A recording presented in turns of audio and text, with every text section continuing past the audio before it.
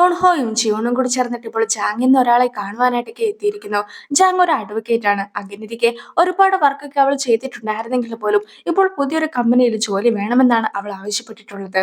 ഇപ്പോൾ അവളെ സ്വീകരിക്കുവാനായിട്ട് ഒരു കമ്പനിയൊക്കെ തയ്യാറാണെന്നൊക്കെ ജിയോൺ പറയുമ്പോഴത്തേക്കും അവൾക്കും ആ ഒരു കമ്പനിയിൽ 4 മണി കഴിഞ്ഞിട്ടുണ്ടെങ്കിൽ വർക്ക് ചെയ്യുവാനായിട്ട് സാധിക്കുമായിരുന്നില്ല.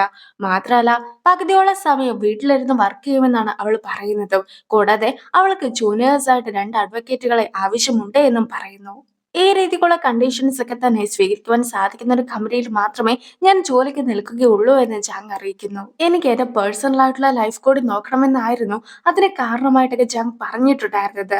അങ്ങനെ ഇരിക്കെ ജാങ്ങിന് ഒരു കോൾ വന്ന് അവൾ വെളിയിലേക്കൊക്കെ ഇറങ്ങുമ്പോഴത്തേക്കും ജാങ് ഇത്രയും നാളും വർക്ക്ഹോളിക് ആയിരുന്നു. അങ്ങനെ ഇരിക്കെ ഇപ്പോൾ പെട്ടെന്ന് വർക്ക് ലൈഫും അതുപോലെ തന്നെ പേഴ്സണൽ ലൈഫും മാനേജ് ചെയ്ത് പോകണമെന്നൊക്കെ പറയുന്നുണ്ടെങ്കിൽ അതിന് പിന്നിൽ മറ്റെന്തെങ്കിലും ഒരു കാരണമുണ്ടാവും. നമ്മളും അതൊക്കെ എത്രയും വേഗം കണ്ടെത്തേണ്ടതായിട്ടുണ്ട് എന്നൊക്കെയാണ് ജിയോണും ഉൺഹോട് പറയുന്നത്. എന്തായാലും ആ ഒരു മീറ്റിങ്ങിനൊക്കെ ശേഷം ജിയോണും ഉൺഹോടെ കൈയൊക്കെ പിടിച്ചിട്ട് നമുക്ക് രണ്ടുപേർക്കും കൂടി കോഫിയൊക്കെ കുടിക്കാനായിട്ട് പോയാലോ എന്നൊക്കെ ചോദിക്കുന്നു. ഇപ്പോൾ അവരുള്ളത് ഓഫീസിലല്ല, അതുകൊണ്ട് തന്നെ അവരുടെ റിലേഷൻഷിപ്പ് സീക്രട്ട് ആക്കി വെക്കേണ്ട കാര്യമില്ല എന്നൊക്കെയാണ് ജിയോണും അറിയിക്കുന്നത്. വട്ടത്തിൽ കറങ്ങി ആകാശത്തിന്റെ ഒരു വീഡിയോ ഒക്കെ എടുത്തതിന് ശേഷം ചെങ്ഹോണും ആ ഒരു വീഡിയോ ഒക്കെ സിഖോണ് അയച്ചു കൊടുക്കുകയാണ്. ആകാശമൊക്കെ ഒരുപാട് കറങ്ങുന്നുണ്ട്, നീയും ഇപ്പോൾ ഓക്കെ ആണോ എന്നൊക്കെ ആയിരുന്നു അവനും ചോദിച്ചിട്ടൊക്കെ ഉണ്ടായിരുന്നത്. അവളും അപ്പോൾ ഡ്രോയിങ് ഒക്കെ ചെയ്തുകൊണ്ടിരുന്നത് കൊണ്ട് തന്നെ മേക്കപ്പ് ഡ്രോയിങ്ങിന്റെ ഒരു ചിത്രമൊക്കെ വരച്ചിട്ട് അവളും അത് അവൻ അയച്ചൊക്കെ കൊടുക്കുന്നു. അങ്ങനെ ഇരിക്കെ ഇന്നലെ കുടിച്ചിട്ട് അവന്റെ സ്റ്റോറി ഒക്കെ കേട്ടതില് അവനും അവളുടെ അടുത്ത് ഒരുപാട് നന്ദിയൊക്കെ പറയുവാനായിട്ടും ഉണ്ടായിരുന്നു. ഇന്നലെ നീയും ഉൺഹോയും കൂടി ചേർന്ന് മൂവിക്കൊന്നും പോയില്ലായിരുന്നോ? നിങ്ങൾ രണ്ടുപേരും രണ്ടു നേരത്ത് രണ്ട് രീതിക്കൊക്കെ ആയിരുന്നല്ലോ തിരിച്ച് വീട്ടിൽ വന്നിട്ടുണ്ടായിരുന്നതെന്നൊക്കെ അമ്മ ചോദിക്കുമ്പോഴത്തേക്കും ഞാനും ഉൺഹോയും ഇനി പ്രൈവറ്റ് ആയിട്ട് മീറ്റ് ചെയ്യിക്കുക ഒന്നും തന്നെ ഇല്ല. എന്തായാലും ഞങ്ങൾ ഒന്നിക്കുമെന്നുള്ള പ്രതീക്ഷയൊക്കെ അമ്മയും അങ്ങ് മാറ്റി വെച്ചേക്കെന്നൊക്കെയാണ് സിഹുണും അമ്മേനെ അറിയിക്കുന്നത്. ജങ് വളരെ സീരിയസ് ആയിട്ടൊക്കെ ഓഫീസിൽ വർക്ക് ചെയ്തുകൊണ്ടിരിക്കുന്ന സമയത്താണ് പെട്ടെന്ന് അവൾക്കും ഒരു കോളൊക്കെ വരുന്നത്. അങ്ങനെ ഇരിക്കെ അവളും പെട്ടെന്ന് തന്നെ ഓഫീസിൽ നിന്നൊക്കെ ഇറങ്ങിപ്പോകുന്നു. ജങ്ങിനെ കാണുവാനായിട്ടായിരുന്നു ജിയോണും ഓൺഹോയും കാത്തിരുന്നിട്ടുണ്ടായിരുന്നെങ്കിൽ പോലും അവർ ഒരുപാട് നേരമായിട്ട് ജങ്ങിനെ കോൾ ചെയ്തിട്ട് ജങ്ങിനെ കിട്ടാതെയൊക്കെ ആകുന്നത് കൊണ്ട് തന്നെ ഇപ്പോൾ ജങ്ങിനെ അന്വേഷിച്ച് അവളുടെ ഓഫീസിലേക്കൊക്കെ എത്തിയിരിക്കുകയാണ്. അപ്പോഴാണ് ജങ് അവളുടെ മകനെയും കൊണ്ട് കാറിൽ നിന്നൊക്കെ ഇറങ്ങി വരുന്നത്. അവരും ഓഫീസിനകത്തൊക്കെ കയറിയിരുന്ന് സംസാരിക്കുന്നു. ജങ്ങും അവളുടെ ലൈഫിൽ നടന്ന കാര്യങ്ങളെ കുറിച്ചൊക്കെ പറയുകയാണ്. അവൾ ഡിവോഴ്സിന് വേണ്ടിയിട്ടൊക്കെ അപേക്ഷിച്ചിട്ടുണ്ടായിരുന്നു. അതുകൊണ്ട് തന്നെ ഇപ്പോൾ കുട്ടീനെ കസ്റ്റഡിയിൽ വെക്കുന്നതിനെ കുറിച്ചാണ് അവളും ചിന്തിക്കുന്നത്.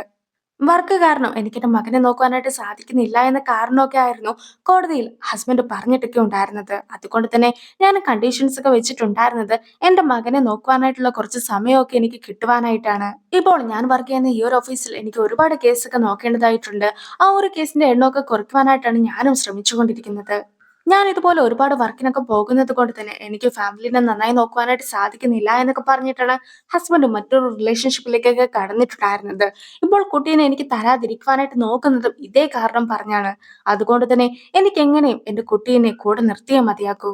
ഒരു കുട്ടി ജനിച്ചതിന് ശേഷവും ഞാൻ എന്റെ കരിയർ വേണ്ടെന്ന് വെക്കുവാനായിട്ട് ശ്രമിച്ചിട്ടുണ്ടായിരുന്നില്ല. പക്ഷെ ഇപ്പോൾ ആകട്ടെ എനിക്ക് നന്നായി വർക്ക് ചെയ്യുവാനോ നല്ലതുപോലെ കുട്ടീനെ നോക്കുവാനോ സാധിക്കുന്നില്ല. ഞാനൊരു നല്ല അമ്മയല്ല എന്നൊക്കെയാണ് ഹസ്ബൻഡ് പറയാറുള്ളത്. അങ്ങനെ ഇരിക്കെ എനിക്ക് മറ്റുള്ളവരുടെ കേസൊക്കെ വരുന്ന സമയത്ത് അതിനെല്ലാത്തിനും പരിഹാരമൊക്കെ കണ്ടുപിടിക്കുവാനായിട്ട് സാധിക്കാറുണ്ട്.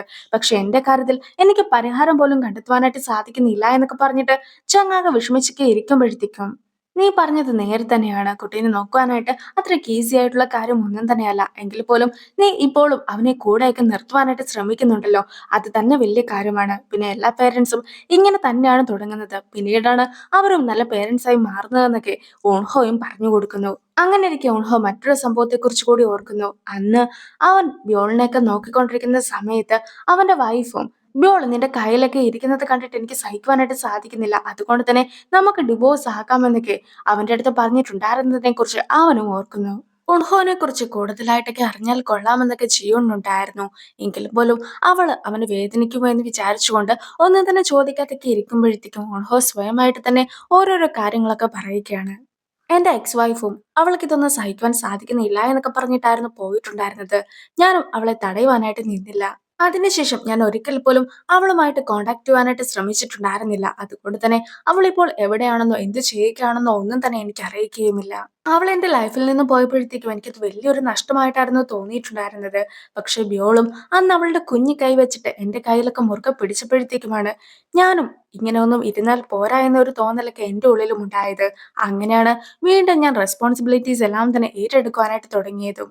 ഞാൻ ശരിക്കും ബ്യോളിനെ ആയിരുന്നില്ല വളർത്തിയിട്ടുണ്ടായിരുന്നത്, മറിച്ച് ബ്യോൾ എന്നെയാണ് വളർത്തിയതെന്നൊക്കെ അവനും പറയുന്നു.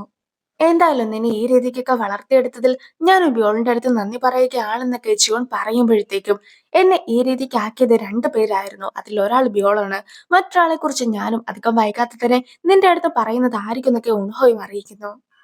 അങ്ങനെ ഇരിക്കുകയാണ് ഉൺഹോയ്ക്കും ഒരു കോളൊക്കെ വരുന്നത്. പണ്ട് നടന്ന ഒരു ഫയർ ആക്സിഡന്റുമായി ബന്ധപ്പെട്ട് അവനും ചിലരെ കോണ്ടാക്ട് ചെയ്യാനായിട്ടൊക്കെ ശ്രമിച്ചിട്ടുണ്ടായിരുന്നു. അങ്ങനെ ഇരിക്കെ അന്ന് ആ ഒരു സംഭവമൊക്കെ നടന്ന സ്ഥലത്തുണ്ടായിരുന്ന ഒരാളുടെ നമ്പറൊക്കെ ഇപ്പോൾ അവന് കിട്ടിയിരിക്കുകയാണ്. അടുത്തൊരു ദിവസമൊക്കെ ആകുമ്പോഴത്തേക്കും ചിയോണും ഉൺഹോയും തമ്മിൽ സംസാരിക്കുകയൊക്കെയാണ്. നേരത്തെ ഒരു കമ്പനിയൊക്കെ ചങ്ങിന് ജോലിക്ക് എടുക്കാമെന്ന് പറഞ്ഞിട്ടുണ്ടായിരുന്നല്ലോ, പക്ഷേ ചങ്ങിന്റെ കണ്ടീഷൻസ് ഒക്കെ കേട്ടിട്ട് ആ കമ്പനി അവളെ റിജക്ട് ചെയ്തിരിക്കുകയാണ്.